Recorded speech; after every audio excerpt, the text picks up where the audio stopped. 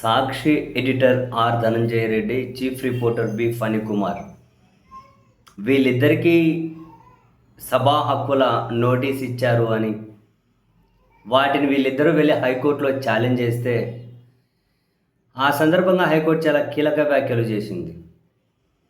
యాక్చువల్గా వీళ్ళు వేసిన పిటిషన్లను కొట్టివేసింది. ఎందుకు కొట్టేసింది? మీకు ఇచ్చింది కేవలం షోకాజ్ నోటీస్ మాత్రమే. దాని తర్వాత చాలా దశలు ఉంటాయి.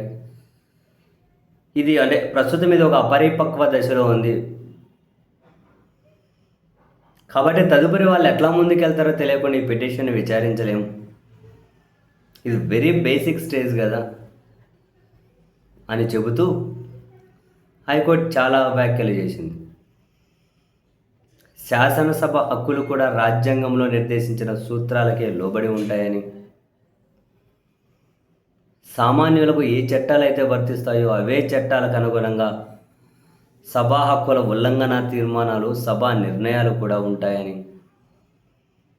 సభా హక్కుల పేరుతో ఎలా పడితే అలా వ్యవహరించడానికి వీల్లేదని, పార్లమెంట్ లేదా శాసనసభలు వాటికి సంబంధించిన కమిటీలు కూడా సాధారణ చట్టాలకు లోబడే ఉంటాయని,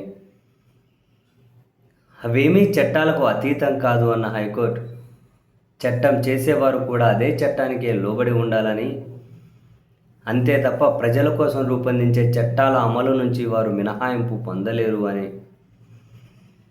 ఎంతటి భారీ మెజారిటీ ఉన్నప్పటికీ ప్రతి శాసనసభకు చట్టాలు సమానంగా వర్తిస్తాయని, కాబట్టి సభా హక్కుల తీర్మానంపై తీసుకునే తుది నిర్ణయం న్యాయ సమీక్షకు లోబడే ఉంటుందని, కోర్టు న్యాయ సమీక్ష చేసే సమయంలో సభా హక్కుల ఉల్లంఘన జరిగిందని నిరూపించాల్సిన బాధ్యత, హక్కులకు భంగం కలిగిందన్న సభ ఆ వ్యక్తిదే అని, ఈ విషయాన్ని సుప్రీంకోర్టు చాలా స్పష్టంగా చెప్పింది అని, శాసనసభ సభా హక్కుల కమిటీ రాజ్యాంగ సూత్రాలను, చట్టపరమైన పరిమితులను గుర్తెరిగి సరైన నిర్ణయం తీసుకోవాల్సిన అవసరం ఉంటుంది అని సుప్రీంకోర్టు ఆశాభావం వ్యక్తం చేసింది అని హైకోర్టు పేర్కొంది. ఇష్టరీతిన ప్రవర్తించకండి, భారీ మెజారిటీ ఉంది అని చెప్పి హైకోర్టు ఒక రకంగా శృతిమెత్తగానే ప్రభుత్వాన్ని వార్న్ చేసినట్లుగానే ఉంది.